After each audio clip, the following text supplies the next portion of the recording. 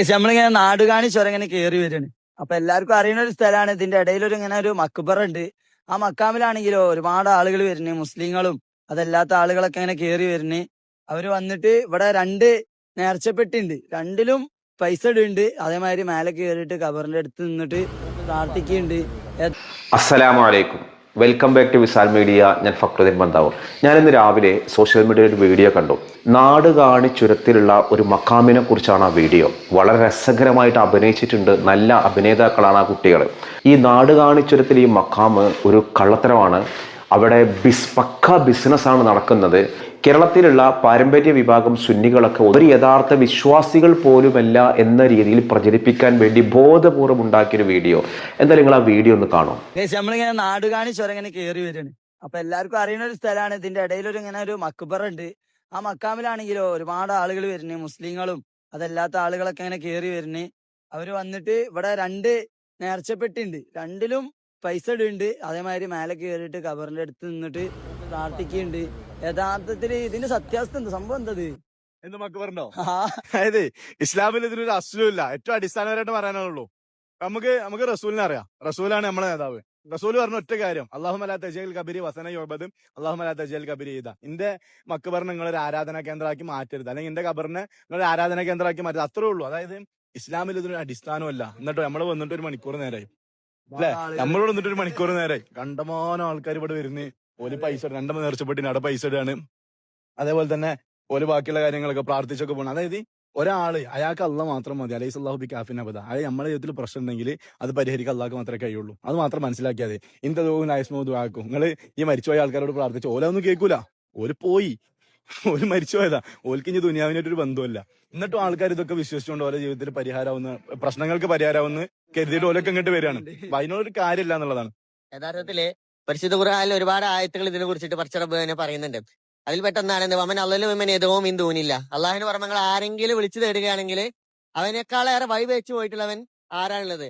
ഇപ്പൊ പറഞ്ഞ പോലെ തന്നെ അള്ളാഹു എല്ലാം കേൾക്കുന്നുണ്ടെങ്കിൽ അറിയുന്നുണ്ടെങ്കിൽ പടച്ചറബ് പോരെ എന്നുള്ളത് ഇന്ന് നിലനിൽക്കുന്ന രീതി തന്നെയാണ്. ഒരായത്തോടെ നമുക്ക് പറയാനുണ്ട്. അതായത് ഒറ്റ ആയത്ത്, യാ അയ്യുഹന്നാസു ളരിബ മസലും ഫസ്തമിഊല ഇന്നല്ലദീന തദഊന മിൻ ദൂനില്ലാഹി ലയഖ്ലുഖു ദുബാബ. അള്ളാഹ്ക്ക് പുറമെ നിങ്ങൾ വിളിച്ചു പ്രാർത്ഥിക്കുന്ന ആൾക്കാർക്ക് ഓൽക്കൊരു ഈച്ചനെ പോലും സൃഷ്ടിക്കാൻ കഴിയില്ലെന്നാ. അത്രമാത്രം ദുർബലരാണ് മനുഷ്യര്. അപ്പൊ അത് നമ്മൾ മനസ്സിലാക്കുക. ഇതിന് അതെ, ഇതിന് ഇസ്ലാമിന്റെ ഒരു അടിസ്ഥാനമില്ല എന്നുള്ളതാണ് അതിൽ നമ്മൾ കൃത്യമായിട്ട് മനസ്സിലാക്കേണ്ട കാര്യം. ഇത് ഒന്നും പറയാല്ല, പണം കൊടുത്ത് നമ്മൾ നരകം വാങ്ങാന്നൊക്കെ പറഞ്ഞില്ലേ. ഇത് ഇവിടെ നടക്കുന്ന ഒരു പക്ക ബിസിനസ് ബിസിനസ് ഓപ്പർച്യൂണിറ്റിയാണ്, ശരിയായ ബിസിനസ് ഓപ്പർച്യൂണിറ്റിയാണ് ഇപ്പൊ ഇവിടെ നടന്നുകൊണ്ടിരിക്കുന്നത്. ഖുർആൻ ആയത്തുകളെയും ഹദീസിനെയും ദുർവ്യാഖ്യാനം ചെയ്തിട്ടുണ്ടാക്കിയൊരു വീഡിയോ ആണത്. 500 വർഷങ്ങൾക്ക് മുൻപ് യമനിൽ നിന്ന് വന്ന ഫക്കീർ മുഹമ്മദ് സ്വാലിഹ് എന്ന പേരുള്ള ഒരു സ്വാത്വികനായ ഒരു മനുഷ്യൻ, അദ്ദേഹത്തിൻ്റെ കൂടെ ഒരു 3 പേര്, ഇങ്ങനെ ഈ 4 പേരടങ്ങുന്ന ഒരു സംഘം കോഴിക്കോട് നിന്ന് മലകളൊക്കെ കടന്ന് ഈ നാടുകാണി ചുരത്തിലൂടെ പതുക്കെ നടന്ന് ബാംഗ്ലൂരിലേക്ക് പോവാണ്. അപ്പോൾ ഇവർ കേരളത്തിലും ഇവിടൊക്കെ വന്നിട്ട് ഇസ്ലാമിക മതപ്രബോധനാണ്. ഒരു 500 വർഷങ്ങൾക്ക് മുൻപാണ് ഈ സംഭവം നടക്കുന്നത്. അങ്ങനെ പോകുന്ന വഴിക്ക് അതിലെ ഈ ഫക്കീർ മുഹമ്മദ് സ്വാലിഹ് എന്നു പേരുള്ള ഈ മഹാത്യാഗിയായ ഈ മനുഷ്യൻ ഈ നാടുകാണി ചുരത്തിലെത്തിയപ്പോൾ മരണപ്പെട്ടത്രേ. മരണപ്പെടാൻ കാരണം അസുഖം മൂലമാണ്. കാരണം അന്നത്തെ പോലെ യാത്രാ സൗകര്യങ്ങളൊന്നുമില്ലല്ലോ. മലമ്പനി വന്നിട്ടോ എങ്ങനെയോ അവർ മരണപ്പെട്ടു. അതല്ല, കാട്ടാനയുടെ ആക്രമണമാണ്. എന്തായാലും അവർ മരണപ്പെട്ടു. ആ മരണപ്പെട്ട സ്ഥലത്താണ് ഈ ഒരു കാടിനുള്ളിൽ അവിടെ ഒരു ജലധാരക്കടുത്തായിട്ട് അവരെ ഖബറടക്കിയത്. അവിടെയാണ് ഈ ഫക്കീർ മുഹമ്മദ് സ്വാലിഹ് റളിയല്ലാഹു അൻഹു എന്ന ഈ സൂഫി ഗുരുവിൻ്റെ ഈ ഒരു മക്കാമുള്ളത്. അദ്ദേഹത്തിൻ്റെ കൂടെ ഉണ്ടായിരുന്ന മൂന്ന് പേരുടെ മക്കാമും ആ കാട്ടിനുള്ളിലുണ്ട്. അത് 2 പേരുടെ മക്കാം എവിടെയാണെന്ന് കൃത്യമായി അടയാളപ്പെടുത്തിയിട്ടില്ല. എന്നാലും ചില ആളുകൾ അവിടെ ചെന്നിട്ട് ആ മക്കാമ് സന്ദർശിക്കും മറ്റൊക്കെ ചെയ്യലുണ്ട് അത്രേ. അപ്പോൾ ഞാൻ ഇതേവരെ ഈ നാടുകാണി ചുരത്തിലൂടെ ഒക്കെ പോകുമ്പോഴോ അവിടെ ഇറങ്ങുകയോ മറ്റൊന്നും ചെയ്തിട്ടില്ല.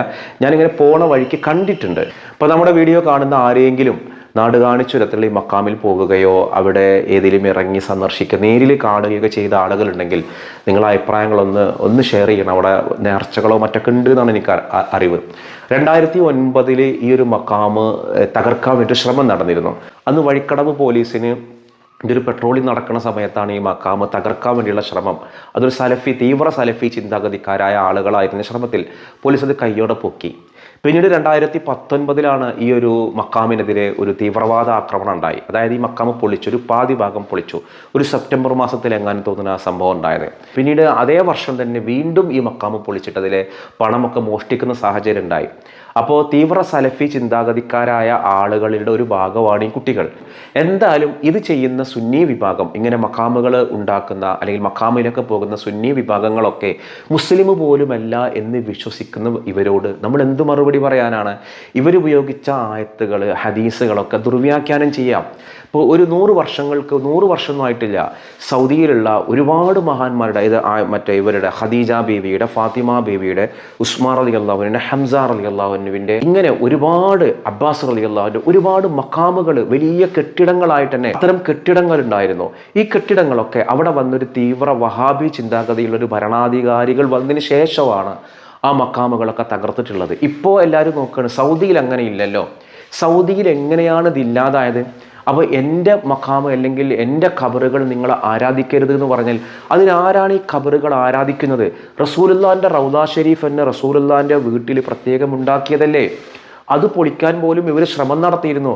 ആഗോള മുസ്ലിങ്ങളുടെ എതിർപ്പ് ഭയന്നിട്ടാണ് അതിൽ നിന്ന് അന്ന് വർഷങ്ങൾക്ക് മുൻപ്, 100 വർഷങ്ങൾക്ക് മുമ്പ് അന്നത്തെ സൗദി ഭരണകൂടം അത് നിർത്തലാക്കിയത്.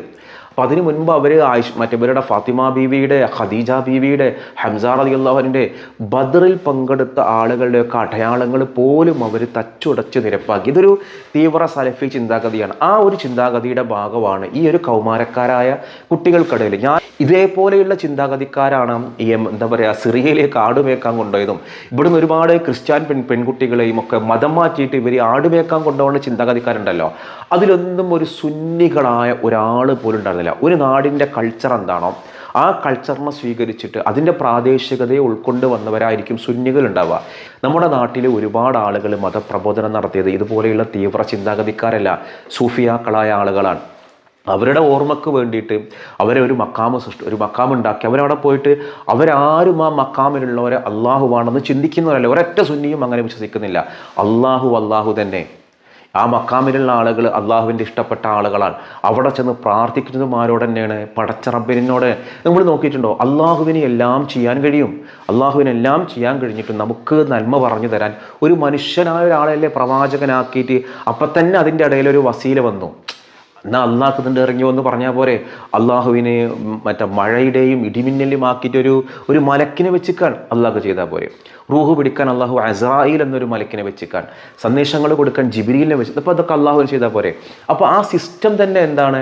ഇടയിലൊരാളുണ്ടാവും. ഇടയിലൊരാളുള്ള രീതിയിലാണ് സിസ്റ്റം അള്ളാഹു തന്നെ വെച്ചിട്ടുള്ളത്. അപ്പോൾ നമ്മൾ പ്രാർത്ഥിക്കുമ്പോൾ ഇടയിലൊരു മഹാനെ മുൻനിർത്തി പ്രാർത്ഥിക്കുന്നത് ആ സിസ്റ്റം അങ്ങനെയാണ്. നിങ്ങൾ ചെയ്യണ്ടെങ്കിൽ ചെയ്യണ്ട, പക്ഷെ ചെയ്യുന്നവരെ അപഹസിക്കുന്ന രീതിയിലേക്ക് ഈ കുട്ടികളെ പോലും അതുണ്ടാക്കിയിട്ട് അതിങ്ങനത്തെ ഒരു വീഡിയോ ചിത്രീകരിക്കുക എന്ന് പറഞ്ഞാൽ അത് തികഞ്ഞ തീവ്രവാദ സ്വഭാവത്തിൽ. ഇതിന് മുൻപ് ഈ മക്കാമിനെ കായികമായിട്ട് ആക്രമിച്ച ആളുകളാണ് അവിടെ ഉണ്ടായിരുന്നത്. മമ്പാട് നിന്നൊക്കെയുള്ള ആളുകൾ വന്നിട്ടാണ് ഈ രീതിയിൽ ആക്രമിക്കപ്പെട്ടത്. അപ്പോൾ ഈ ഒരു തീവ്ര സലഫി ചിന്താഗതി ലോകത്തിന് ഒരു ഗുണവും സൃഷ്ടിച്ചിട്ടില്ല. സൗദിയിലുണ്ടായിരുന്ന അടയാളങ്ങളെ തകർക്കപ്പെട്ടതാണ്. ആ തകർക്കപ്പെട്ടതിന് ശേഷമുള്ള ചിത്രങ്ങളാണ് നമ്മൾ കാണുന്നത്. ഉപയോഗിച്ച ആയത്തുകളും ഹദീസുകളൊക്കെ ഉണ്ടല്ലോ, ഇത് ഇറങ്ങിയ സന്ദർഭം എന്താണ്, അതിൻ്റെ യഥാർത്ഥ ഉദ്ദേശം എന്താണെന്നൊന്നും പറയാതെ ആ വാക്കുകളുടെ അർത്ഥം മാത്രം പിടിക്കുക. നമ്മൾ പ്രാർത്ഥിക്കുന്നത്, നമ്മളിപ്പോൾ എന്തൊക്കെ സാധനം ആൾക്കാരോട് സഹായങ്ങൾ ചോദിക്കുന്നുണ്ട്, അതൊന്നും എടുത്തടാ. അപ്പോൾ ആ സഹായം പോലും പാടില്ലെന്ന് വ്യാഖ്യാനിച്ചവരവർ. പിന്നെ ആ വ്യാഖ്യാനങ്ങൾ ഇവർ മാറ്റി. അപ്പോൾ പടച്ച റബ്ബിൻ്റെ കാര്യത്തിലാണെങ്കിൽ പോലും നമുക്കൊരു മുസ്ലിം ആവണമെങ്കിൽ അഷ്ഹദു അല്ലാ ഇലാഹ ഇല്ലല്ലാഹ് പറ്റൂലല്ലോ. അഷ്ഹദു അല്ലാ ഇലാഹ ഇല്ലല്ലാഹ് വ അഷ്ഹദു അന്ന മുഹമ്മദ് റസൂലുള്ളാഹ്. അപ്പം തന്നെ ഇടയാളനായി റസൂലുൽ. പിന്നെ ഇവർ മരിച്ച മനുഷ്യർ കേൾക്കൂല. ഇവിടെ പടച്ച റബ്ബിന് കേൾപ്പിച്ചിന് കഥകളില്ലേ? അസ്ഹാബുൽ കാഫിൻ്റെ കഥയിൽ ദീർഘമായിട്ട് 300 വർഷം ഉറങ്ങിപ്പോയ ആളുകൾ പിന്നീട് ഉണർന്ന കഥകളില്ലേ? പടച്ച റബ്ബിന് അസാധ്യമായതാണോ അതൊക്കെ? ഞാൻ ഇന്നലെ നമ്മൾ ചോദിച്ചിരുന്നല്ലോ, അയ്യൂബ് നബി അലൈഹി ഇസ്ലാമിൻ്റെ ഖബർ എവിടെയാണോ? ഒമാനിലെ സലാലയിലാണ്. അതാണ് ശരിയായ ഉത്തരം. മിക്ക ആളുകളുമായി ആൻസർ എഴുതി. നമ്മൾ ഇന്ന് ചോദിക്കുന്ന ഒരു ചോദ്യം, ഫുട്ബോൾ ലോകകപ്പ് ആരംഭിക്കാറായി. ഈ വർഷം തന്നെ ഫുട്ബോൾ ലോകകപ്പ് ഉണ്ട്. അടുത്ത മാസം ജൂണിലാണ് ലോകകപ്പ് ഫുട്ബോൾ ആരംഭിക്കുന്നത്. എവിടെയാണ്, ഏത് രാജ്യത്താണ് ഫുട്ബോൾ ലോകകപ്പ് നടക്കുന്നത് എന്നുള്ളതാണ് ചോദ്യം. അതിന് ഉത്തരമാണ് നിങ്ങൾ കമൻറ്റ് ചെയ്യേണ്ടത്. മറ്റൊരു ദിവസം മറ്റൊരു വീഡിയോയുമായി വീണ്ടും കാണാം.